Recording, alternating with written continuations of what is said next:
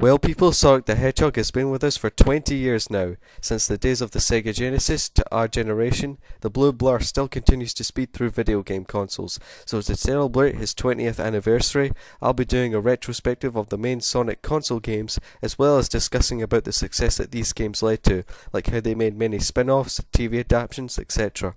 But first, let's begin with the one that started it all. Sonic the Hedgehog 1, released in June 23rd, 1991. Of course, everybody knows the Blue Hedgehog's debut, where Sonic is trying to stop Dr. Robotnik while saving animals that have been trapped in robots. Yep, back in the day where the stories were just there for the gameplay to exist, and something not to drag too long on.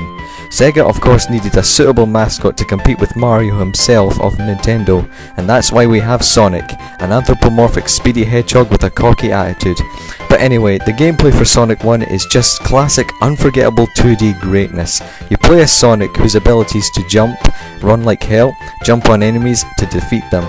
The main collectibles are rings, which are needed to protect Sonic from any danger or harm that lies ahead of him.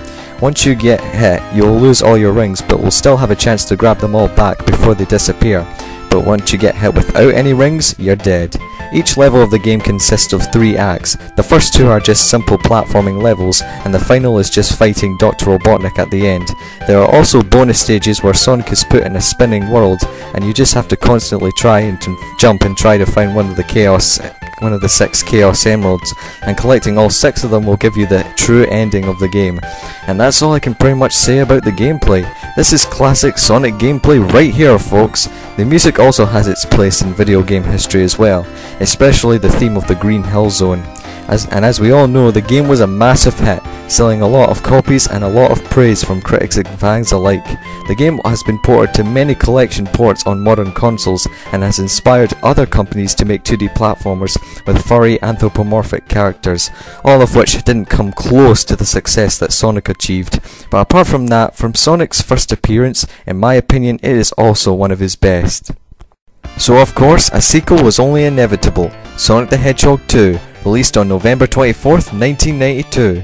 Now we all know that most sequels improve upon their predecessors and add more additional content, and you know what? Sonic the Hedgehog 2 is no exception. The story is just the same as before, but adds who would be one of the most lovable characters out there, Miles Prower aka Tails, a young two-tailed fox who aids Sonic throughout his adventure. Anyway, the gameplay is also just like the first one, but adds more additions. Sonic's new ability called the Spin Dash, whereby curling into a ball by standing still, Sonic can build up his speed, which is twice as faster than it was before. With this new feature, this makes the levels in Sonic 2 10 times more fun than it was in the original. I think the most memorable level for me is in Sonic 2 is Chemical Plant Zone. It was just so fast paced, while still keeping the platforming sections at a right balance. But yet, let's not forget the other memorable zones like Casino Night and Hilltop Zone that were also iconic for this game. They also brought back the special stages from the last game, but this time you're in a half pipe and you have to collect a number of rings before reaching to the end, whilst trying to avoid bombs because hitting one will take away all of your rings. Once you have all the Chaos Emeralds again, this time you can transform into Super Sonic. With that, you'll be invincible, but this also means that your rings will decrease, and once they're all gone, you'll turn back to normal. This is also the first Sonic game to have multiplayer, where one player plays as Sonic and the other plays as Tails. The soundtrack is also much better than the original, with upbeat and catchy songs that never gets old to listen to. Here's some of my favourites.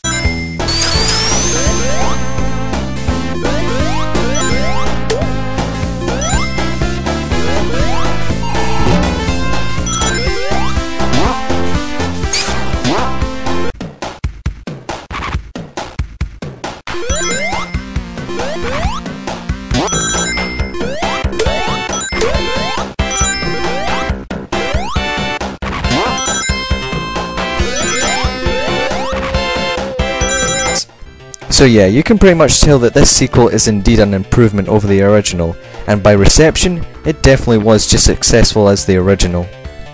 Now before we move on to the third installment, Sega had to make a Sonic exclusive game for one of their consoles, the Sega CD, because when it was released it was very poorly received, and that game was Sonic CD, released in October 1993. For this game, the story is different this time.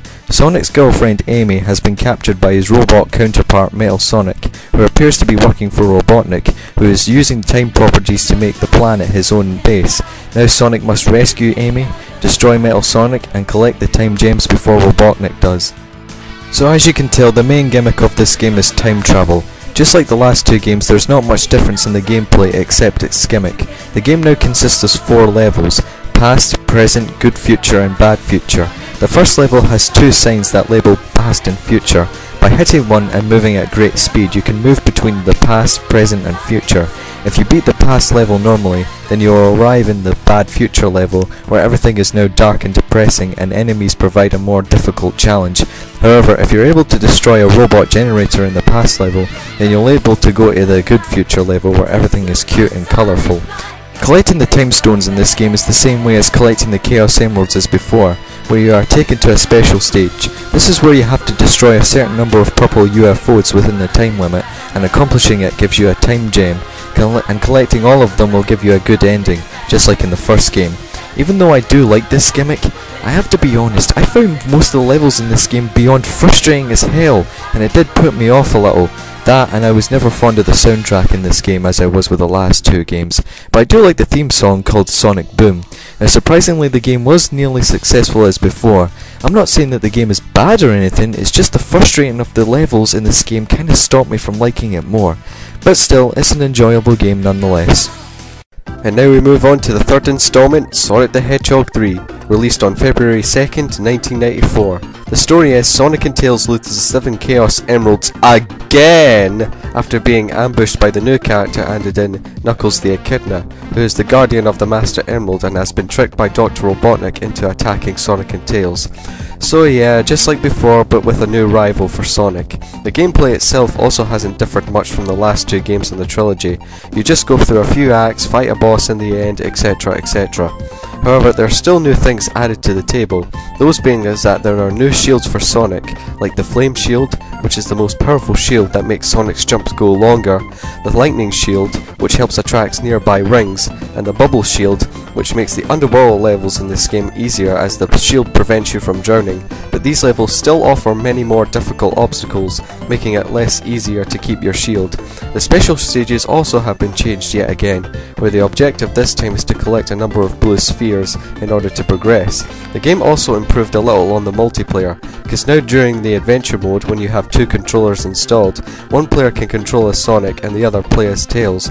Out of all the soundtracks in the Sonic series, I have to say I like this one the most, because the atmosphere of the songs is just relaxing and incredibly catchy, and it should be worth knowing that most of the songs in the game were composed by the King of Pop himself, Michael Jackson. God rest his soul. I have to admit, this is my favourite Sonic game from the Genesis era. I mean, I just admire the level designs, soundtrack and the variety more than any other Genesis Sonic game out there.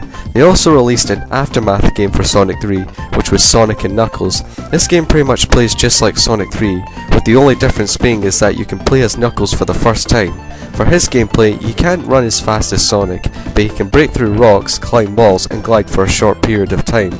I haven't played this installment much, so I can't say much about it, except that you can combine the game with Sonic 3, making it called Sonic 3 and Knuckles.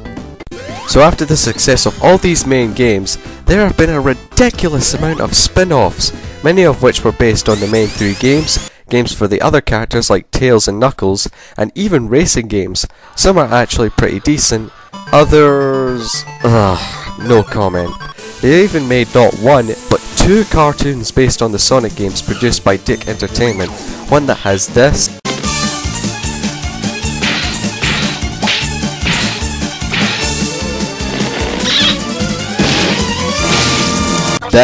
One troublemaking teenager has made me tear every hair from my beautiful head. and this.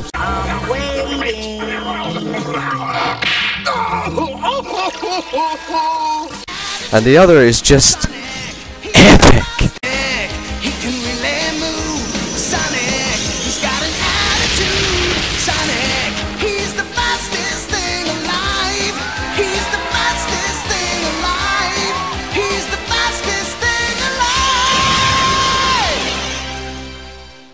So that was basically my retrospective on the Genesis era of the Sonic series. I hope you all enjoyed it, and stay tuned where I move on to talk about the Dreamcast era.